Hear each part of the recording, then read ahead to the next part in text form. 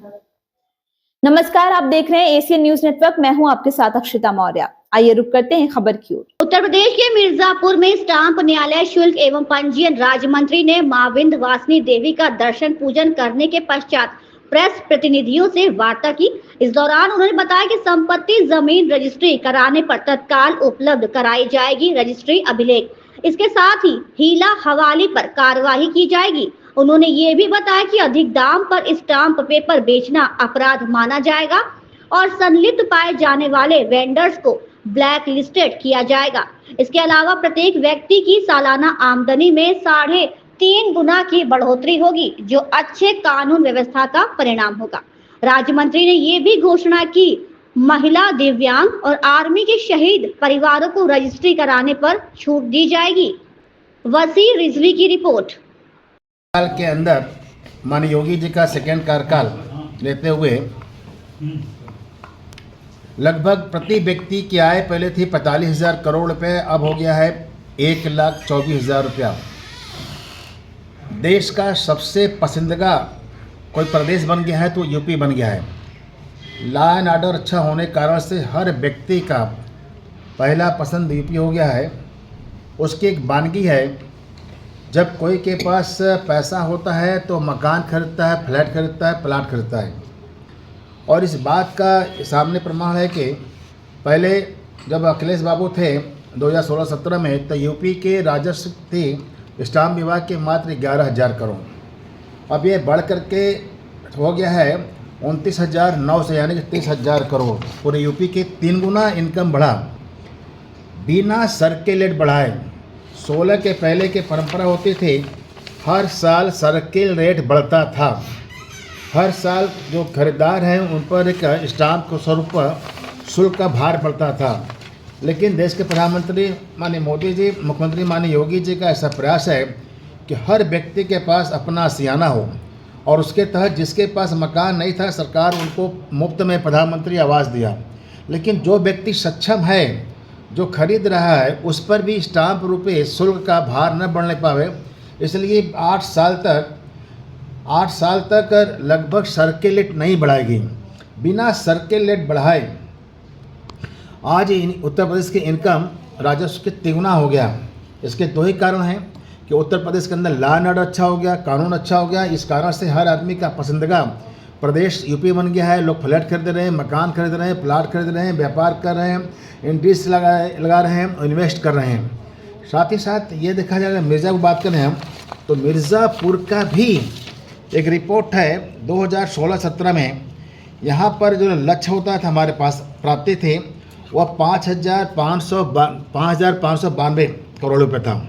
पूरे साल की 16-17 में कितना था? 5,592 रुपये। लेकिन आज इस बार का जो क्लोजिंग हुआ है 17,823 करोड़ रुपया। 17,823 करोड़ रुपया लगभग, अगर इसको देखा जाए तो 3 गुना से भी ऊपर हो गया। यार हम कहेंगे इसको तो लगभग 3.5 गुना रेवेन्यू केवल मिर्ज़ापुर से प्राप्त हुई है। यहाँ खरीदारों का, प्लाट का, फ्लैट का, मकान का, इंडस्ट्रीज़ का लगाने वालों की संख्या बढ़ रही है। और इस बात का है कि उत्तर प्रदेश विशेष तौर पर चाहे मिर्ज़ापुर हो चाहे पूर्वांचल हो, सब जगह लोग खरीदार आए। कोई भी आदमी प्रॉपर्टी तब खरीदता है जब उसके पास खाने पीने से, पहनने से ऐसा एक्स्ट्रा पैसा बचता है तब। प्रति व्यक्ति आय पहले यहाँ की थी 45,000 था प्रति व्यक्ति आय, अब हो गया है 1,24,000 प्रति व्यक्ति आय।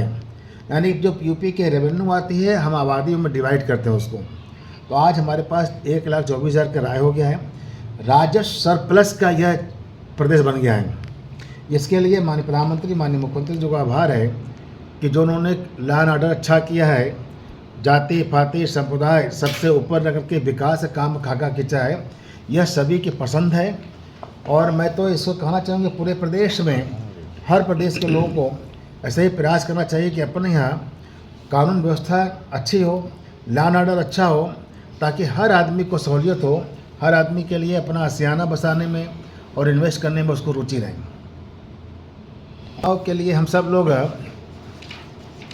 माँ विंध्यवासिनी का नगरी है, शक्ति स्वरूपा हैं, और महिलाओं को शक्ति देने के लिए, उनको भी स्वावलंबन बनाने के लिए अभी तक स्टाफ में 10 लाख रुपए पर राजस्व छूट थे, लेकिन जल्दी ही माननीय मुख्यमंत्री जी विचार कर रहे हैं कि अब यह छूट 1 करोड़ रुपया तक कर दिया जाए।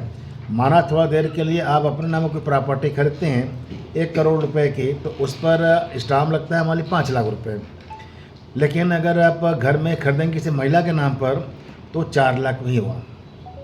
रजिस्ट्री ऑफिस जो बाटा मिर्जापुर का बहुत छोटा है, बैठने तक के यहाँ जगह नहीं, लोगों को मतलब जो है यहाँ हमको आप अगर शौचालय भी नहीं बताओ है। भेजिए, अगर जगह उपलब्ध है तो फंड दे दें। हम लोग सब लोग लगभग उत्तर प्रदेश के अंदर 40 नई रजिस्ट्री ऑफिस बनवा रहे हैं। सर अलॉट होने वाली जमीन हो गया? जिलाधिकारी महोदय तो आवंटन जमीन कराते हैं, 40 नई रजिस्ट्री बना रहे हैं, मुख्यालय बन रहा है। सभी एआईजी को दिया गया निर्देश कि प्रॉपर फर्नीचर, वॉशरूम, बैठने की व्यवस्था, टोकन सिस्टम, ऑनलाइन टाइम लेके जाएंगे लोग। और कोई बुजुर्ग को चलने में दिक्कत हो रहा है तो अपनी लैपटॉप से उस बुजुर्ग की सहायता, दिव्यांग सहायता करने के लिए रजिस्ट्री विभाग के अधिकारी, कर्मचारी रजिस्ट्री ऑफिस गेट के बाहर भी जाकर के उसको बिना के शुल्क का उसको सहायता करेंगे।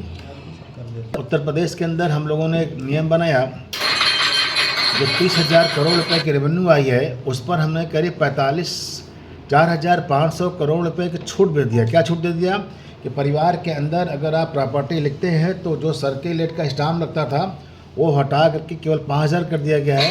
इससे भी हमारा 3,000 करोड़ का रेवेन्यू का लॉस हुआ, लेकिन जनहित के लिए ज़रूरी था। घर घर में झगड़े खत्म हो गए।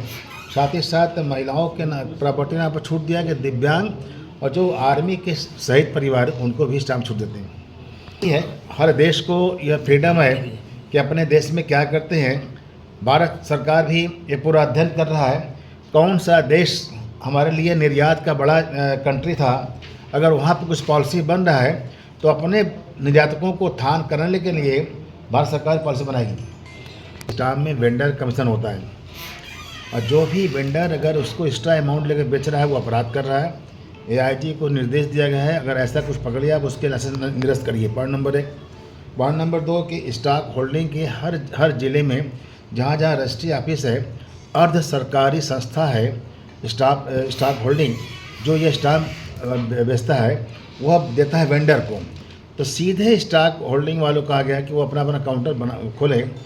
निर्देश है कि रजिस्ट्री के बाद तत्काल डॉक्यूमेंट यानी पेपर उनको दे दिया जाए। पहले यह परंपरा होता था कि 1 घंटा बाद, 2 घंटा बाद, कल आ जाइएगा। यह साफ निर्देश है, अगर आपने रजिस्ट्री किया है तो तत्काल उनको पेपर दे दिया जाए। अगर पेपर देने में लेट करेंगे तो अधिकारियों को हम लोग कार्रवाई करेंगे। इस खबर में बस इतना ही। बने रहिए एसीएन न्यूज़ नेटवर्क के साथ।